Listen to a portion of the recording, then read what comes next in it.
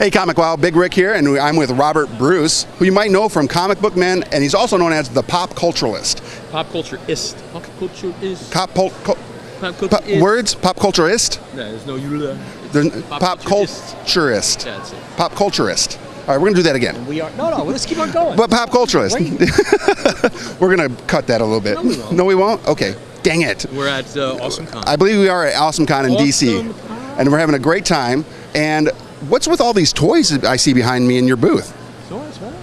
Last man standing. This is vintage toys, vintage collectibles. So you seem to have an eye for the cosplayers that are walking around.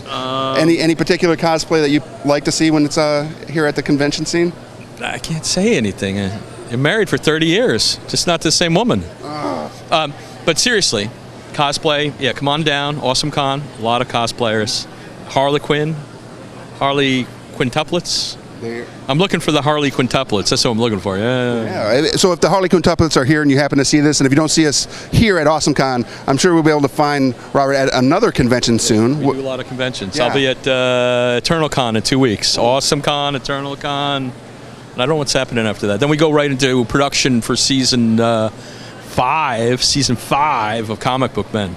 So that's a thing. This whole Comic Book Men thing. Oh, I'm standing here. Right? This is an amazing thing. The funny thing is I'd be here anyway, but I'd be over there, but instead of here. But I'm here. Yeah. So this is a much better. It's different.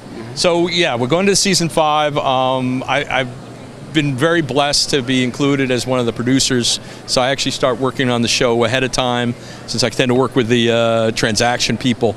So when we get ready to shoot, and the guys are ready to shoot, we're all just ready to roll on that day. We usually start production right after the 4th of July, whatever that day is. Okay. Well, I recently saw that there's a casting call out for individuals for the show. Yeah. How could somebody who has like that odd piece of collectible be able to get on the show? What you do is you want to go on the inner tubes or internets and go to Comic Book Men Season 5, casting.com, and then you will, they'll give you a sheet and take your picture, and probably have to do like some sort of video thing.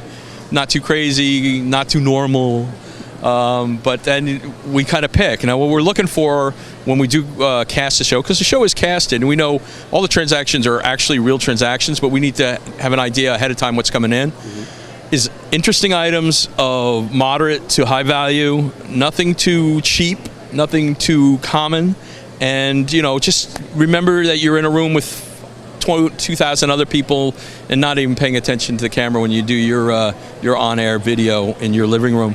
You got to remember you're going to be around a lot of people. Don't need people who clam up. Can't use clams. Right.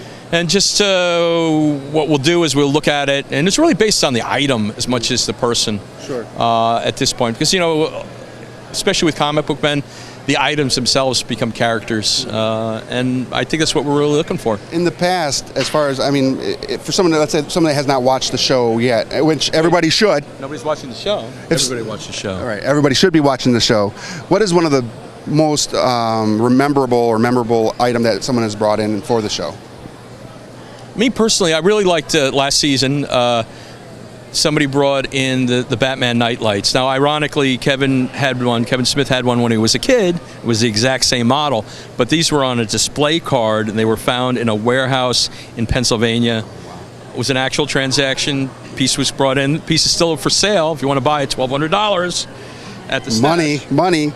But I've been collecting for 40 years, started off collecting Batman stuff in the 80s, and I've never seen an item like that. So I think, if I haven't seen it, it's got to make it pretty rare. That's pretty awesome. And we all know that Kevin Smith is behind the whole push of this show. It's basically at his shop, right? How much say does he have in what currently goes on in production? Well, I think he keeps it pretty autonomous within the production group. Certainly the lead EP is Brian Nichelle, and he's more than capable of making those decisions. He certainly has a say, but he's let us pretty much run in the direction that we're going in. And I think it's working out. The numbers are great. We did an average of 0.6, 0.7 in the demographs last season with a 1.1, 1.2 overall. And the Super Baby episode, I believe was episode 3, came in at a 0.7. It was number 17 of all cable on Sunday. Wow. It was Comic Book Men at midnight. At midnight. 700,000 watchers. That's a lot of watchers. Yeah, that's a lot of watchers. Yeah. So, Robert, thank you for your time. We appreciate it. We love watching the show. ComicWow, stay tuned. We're going to be here at AwesomeCon all weekend long doing awesome things. Washington, D.C., man. Thanks, guys. I have an idea. Cosplay Con. And we're going to call it Cosmania. Cosmania? Oh, my God. Can we do it in New Zealand and call it Cosmania?